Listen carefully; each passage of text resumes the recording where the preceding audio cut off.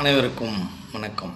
இன்றைக்கி நம்ம எதை பற்றி பார்க்க போகிறோம் அப்படின்னா, நல்லோர் மனதை நடுங்க செய்தல் மிகப்பெரிய பாவம் என்பதை உலக மக்கள் அனைவரும் தெரிஞ்சுக்கணும்.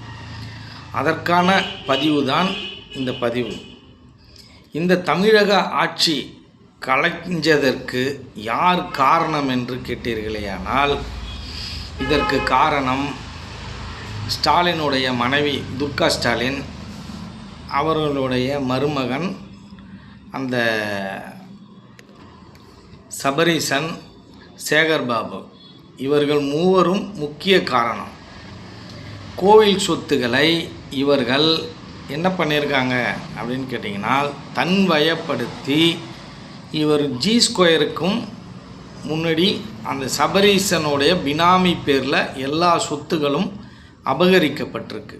கோயில்களுடைய சொத்துகள் அத்தனையும் நான் கோவில் நிலங்களை மீட்கிறேன் அப்படின்ற பேரில் இவர்கள் கையில் அந்த கோயில் சொத்து இருக்குது. அது திரும்பவும் மீட்கப்படணும்.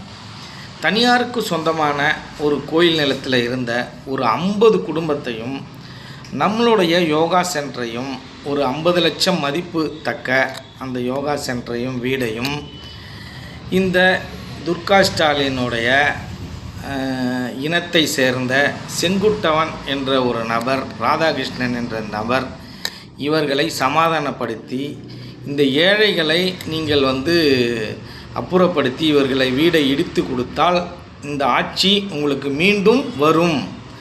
அப்படிப்பட்ட சக்தி வாய்ந்த இடம் இந்த கோவில் அப்படின்னு பொய்க்கதைகளை சொல்லி அவர்கள் அங்கே இருக்கும் 50 வீடுகளை இடித்து அங்கே இருக்கிற ஏழை மக்களை வெளியேற்றினர். அவர்களுடைய வயிற்றெரிச்சலும், அங்கு இருந்த நம்மளுடைய யோகா சென்டர் இருக்கு இல்லையா, அதையும் நம்மளுடைய 50 லட்சம் மதிப்புத்தக்க அந்த வீடையும் இடித்த இந்த காரணம் மிகப்பெரிய காரணம்.